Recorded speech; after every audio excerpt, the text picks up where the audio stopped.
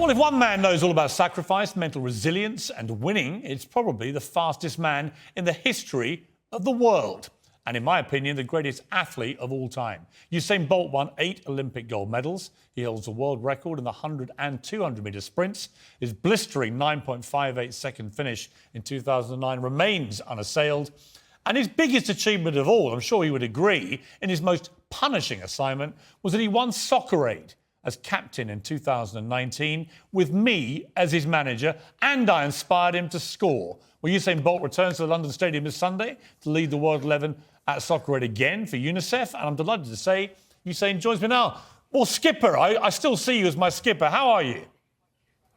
I'm good, Piers, I'm good. Now, obviously, you don't have your world-class coach with you this time, so how confident are you that you can win without me? Well, I was planning to give you a call, get some tips just to make sure, keep the energy high, you know what I mean, ask you what to tell the guys, so I just need that energy and I'm sure we'll do well. Do you know what struck me, Usain, when I had the pleasure of spending a few days with you on Soccer Aid? I don't think I've ever seen anyone who tried harder than you to be brilliant at another sport. Obviously, you're the greatest athlete that's ever lived, but your dedication to football is extraordinary. You really do love the game, don't you? Yeah, definitely. It's a sport that I really loved. Coming up as a youngster, and I watch, as you know, I'm a Manchester United supporter, so I definitely keep abreast of what's going on in the world when it comes to football. So when I play, I do want to play at my best. A good friend of mine is Cristiano Ronaldo, obviously at Manchester United again at the moment. And you're very similar characters in the sense that I think at the core of your incredible success, the pair of you, is an almost unbelievable mental strength and resilience that goes with your talent. I mean, do you think that without that, you would have achieved anything like the success you've had? No, I definitely think you have to be resilient and never give up, you know what I mean? You have to always want to do more. You have to never be satisfied, and I think I agree with you. I'm like, Cristiano is like that. He never gives up. No matter how much goals he scores, he wants to score more. I was watching him the other day, and he scored 2 goals and he missed 1, and he was so upset with himself. You know what I mean? He just always wants to do more and do better, and that's the kind of mindset that gets you to the top and keeps you there. Yeah, I completely agree, and I think it's a self-fulfilling thing. It's got to come from within, hasn't it? Because no one can teach that to people, I don't think. I fully agree with this. You can't teach that. You have to learn that from a young age and just through growing up and wanting something, you know what I mean? You can't teach that, because I've tried to explain to younger athletes coming up, which you see have the talent, and they don't really understand, you know what I mean? So for me, I think you have to have that mindset and that drive to want to be the best and just want to be dominant. Could you ever celebrate coming second, do you say? Anything? No, I feel like, no, definitely not, no. That's all you had to say. I'm a sore loser. I knew the answer, loser, but the great champions are all sore losers, aren't they? You don't want to lose. Definitely. No, I want to talk to you. No matter what we're doing. Yeah, sorry, yeah, exactly, yeah. I want to talk to you just about a few things that are bubbling around the news, which I was really curious what your perspective would be on it. The first one is the England football manager, Gareth Southgate, came out a couple of days ago, and he was talking about the Euros final last year, where a young black player, Bukayo Saka, actually plays for my team, Arsenal, missed a penalty, and so did several other black players. They got abused, racially abused because of it by complete morons. And Southgate actually said the other day that, you know, it would make him think again in future about whether he would let young black players take penalties in that kind of situation, which I thought was an incredibly dispiriting thing for him to have to admit to. What do you make of that? That's tough to hear. You know what I mean? I didn't hear this comment, but that's tough. You know what I mean? A lot of these guys, they don't understand the pressure. You know what I mean? Standing in front of so many people in the weight of England on your shoulder taking a penalty is no joke. And for somebody to say they wouldn't give that person a chance, again, to prove themselves, because especially Saka is very young. He's new to it, you know what I mean? It's hard on the younger ones.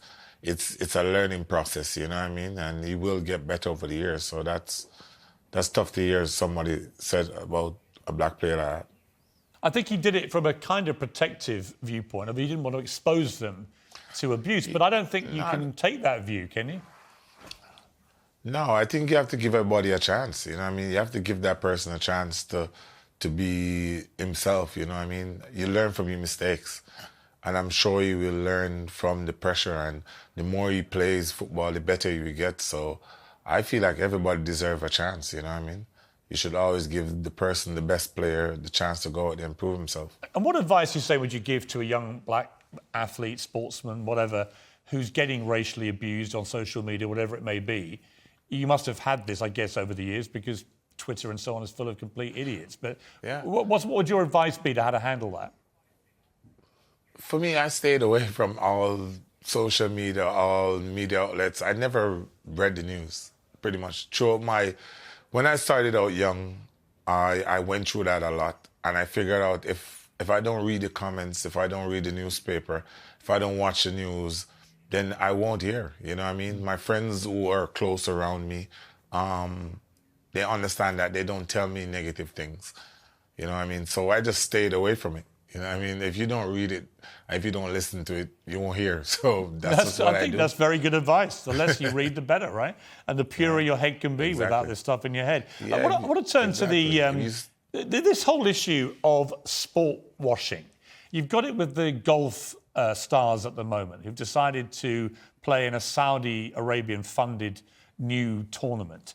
And it's causing a huge furore. But at the centre of it really is this question of whether sports stars should have to be careful about countries they align themselves with for sport. I know that I don't think you've ever run competitively in Saudi, but you've certainly done some work there, speeches and so on.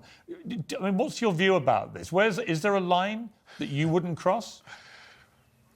For me, I think everybody is different. Views are different. In these times now, everything is different. It's hard to say what's going to offend people, you know what I mean? And it's really tricky right now. I have a team that kind of try to protect me or try to make sure we're on a straight line and to make sure we don't offend anybody as much as we possibly can. But it's tricky right now with what's going on in the world with everything. You know, you have to be very careful with what you say and what you do nowadays. So it's just all about understanding a situation. I mean, I look at it and think there's a lot of hypocrisy amongst the criticism, because if you have the Olympics in somewhere like China, and then I don't see an issue particularly with golfers playing in a Saudi-sponsored golf tournament, because to me, you either take a completely black and white view of human rights records of countries or you don't. Yeah, as I said, it's all about how people look at things, you know what I mean? Everybody has a different view on everything. This is why I stay away from these things, you know what I mean? I have my team. I'm careful what I say. I just try to stay focused on me and try to do what I need to do to stay positive. What do you think of this issue, Usain, about trans athletes, which is obviously getting a lot of attention at the moment? A lot of people feel it's unfair for trans athletes to compete against women born to female biological bodies. You know, we could have a situation where if you wanted to, and you felt this way, you could identify as a woman and compete against women. Do you think that would be fair, reasonable? For me, I always say, I'm not the person who makes the rules, you know what I mean? Even when I was running and they was asking me about drugs and who should be banned, I always say the rules are the rules. I think a lot of rules will be changed in the future and it will be adjusted. So for me, I just go along with the rules as they are now. But do you think when you see what's going on in swimming, for example, Michael Phelps came out and said he didn't think it was fair. Would it be fair for sprinters who've been born males to then transition and compete against women? Well, that's not for me to answer, you know what I mean? I think, it's a tricky situation, you know what I mean? It's for discussion and it's not for me to say, you know what I mean? It's up in the air, I would say, but in time, as I said, things will change. So just give it time and see where it goes. But just to clarify, you're not thinking of identifying as a woman anytime soon? No. No. You've got three kids, Usain. They've got fantastic names: Olympia, Lightning Bolt, Thunderbolt, and St. Leo Bolt. So they've all, I would imagine, got the Bolt sprinting gene. Who's the quickest? Well, right now, Olympia, my daughter is definitely showing that she wants to run. She runs everywhere. She's always on her toes. She walks on her toes like a sprinter. So that's something that I look forward to. But my boys are just one, so I'm keeping an eye on them. Do you ever get... I've spoken to racing drivers. Jensen Button told me every time he goes out in a car on a normal road, there's always some bloke in a Porsche who wants to try it on with him at a traffic light and zoom off. Do you, as the fastest man to ever live, do you find that everywhere you go, there's always somebody who wants to try and take you down? And what do you do about it? All the time. It's all the time. For the older people, I just laugh. But if they really want to try, I'll race with them sometimes if I have time on my hands. And sometimes I'll let them win if it's a smaller kids, but if bigger kids, I won't let them win. They've got to learn the hard way, Usain. That's how you learn how to win. Jamaica's going through an interesting... Yeah, but younger kids... Sorry, go on. For younger kids, it's much more fun to let them win, you know what I mean? Because they're really fans and they look up to you. But the older kids understand that it's not always going to be easy to win, you know what I mean? So I have to let them know you have to earn this. You have to earn the win, because you say older kids will brag. Well, I never let any of my kids beat me at anything. The problem is that 3 of them now have got old enough where they beat me at everything. That's the problem. But I think that's the winning mentality I gave them. You got to enjoy it. Yeah, you got to enjoy it while it lasts, you know what I mean?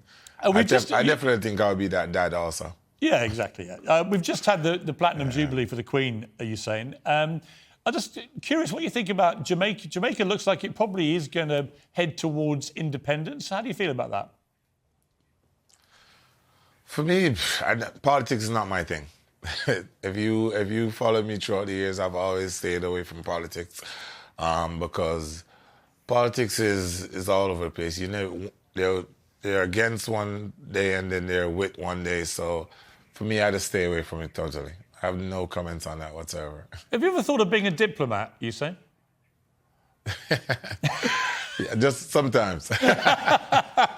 I've been trying here. Look, best of luck in soccer, right? It was a fantastic experience. It raises a ton of money. Robbie Williams, who set this thing up, it's an amazing event. Raises 10, 11, 12 million, and we had a glorious win together. And I'd like to think that my pre-match team talk, where I read Churchill quotes to you all, I think that may have been the inspiration. Can you confirm that? I'm just saying yes. This is why I said I'll make a call. We'll talk off here. You tell me exactly what to say, and I can say it to the guys in the locker room. You know what I mean? But I just want to say to everybody, you know what I mean? Go on the UNICEF website. You know what I mean? Donate. You know what I mean? It's for a good cause. It's for vaccination, to fight malnourishment. And it's wonderful, you know what I mean? So just come out and support and just give. All donations are doubled, so it would be great. Well, if you need any last-minute tips on how to win, Usain, you know where to come. Definitely. Best of luck and great to talk to you. All right. Thank you very much.